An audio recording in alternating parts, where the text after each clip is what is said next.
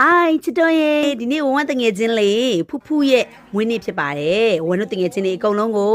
ဟော့ပေါ့ကျွေးမယ်တဲ့အဲ့ဒါနဲ့ထုံးစံတိုင်းပေါ့နော်ဝမ်းတို့အမြဲတမ်းစားနေကြ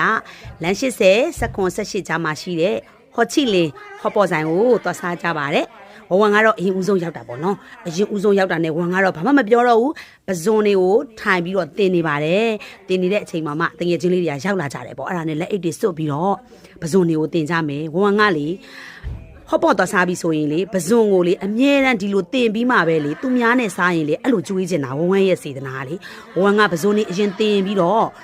တဝက်ကိုအရင်ဦးဆုံးပဇွန်အစိမ့်တုံမယ်ပေါ့နော်အဲ့ဒီမှာအကုန်လုံးအစာပလာတွေအကုန်လုံးထည့်လိုက်ပါတယ်ထည့်ပြီးတော့ဝငါဒါပဇွန်အစိမ့်တုပ်ကိုအရင်နဲမယ်နဲပြီးတော့တငယ်ချင်းတွေက15ယောက်ဆိုတော့ပေါ့နော်ဒါကိုနှစ်ပကံခွဲပြီးတော့စားမယ်ပေါ့တချို့ကြတော့လည်းမစားဘူးတချို့ကြတော့လည်းစားဘူးတယ်ဝဝလက်ရကိုကြိုက်ကြတယ်အဲ့ကြတော့မစားဘူးတဲ့လူကိုဝဝကအခုမွေးနေ့ရှင်ကိုအရင်ခွန့်မယ်ပေါ့နော်အဲ့ဒါဝဝကတုတ်ပြရနဲ့ညာဘူးလို့ချစ်တယ်ဆိုရင်မွေးနေ့ရှင်လေးကိုစားရမှာလို့ပြောလိုက်တာအဲ့ဒါနဲ့လေ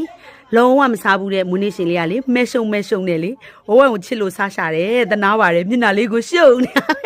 ပြီးတော့ကြတော့အနက်မနံဘူးတဲ့ကောင်းပါတယ်တဲ့အဲ့မှာဝဝကလည်းမမြည်ရသေးဘူးဆိုတော့မြည်ကြည့်လိုက်တယ်ပေါ့နော်ဘာလို့လဲဆိုတော့အမလေးပဇွန်ကလည်းလက်ပြီးတော့အရန်ချိုတာ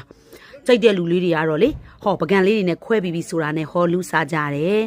တငယ်ချင်းလေးတွေကပဇွန်အစိမ့်တုပ်ကိုအရန်ကြိုက်တယ်တဲ့တများသည်များလေးညှစ်ထားတော့လေပဇွန်လေးတွေကစားလို့လည်းအရန်ကောင်းပါတယ်လုံးဝလည်းမညှိဘူးပေါ့နော်ဟောပေါ့မစားသေးဘဲနဲ့ဝမ်တော့ကပဇွန်အစိမ့်တုပ်ကိုအရင်စားကြပါတယ်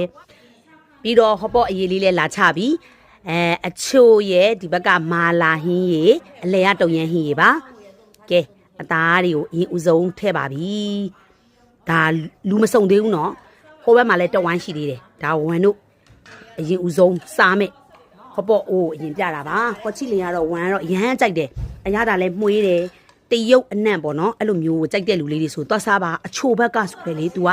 လုံးဝလေအချိုမဟုတ်ဘူးအယိုးပြုတ်ရည်ရဲ့အချိုအတိုင်းပဲအချိုဘက်ကလေအရန်တောက်လို့ကောင်းတာကဲစားကြတောက်ကြဖို့အကုန်လုံးထည့်ကြပါပြီဝမ်ကတော့လေဟောပေါ့စားမယ်ဆိုရင်လေအမြဲတမ်းစလက်ရွက်တခွားသီးမုံညင်းဖြူ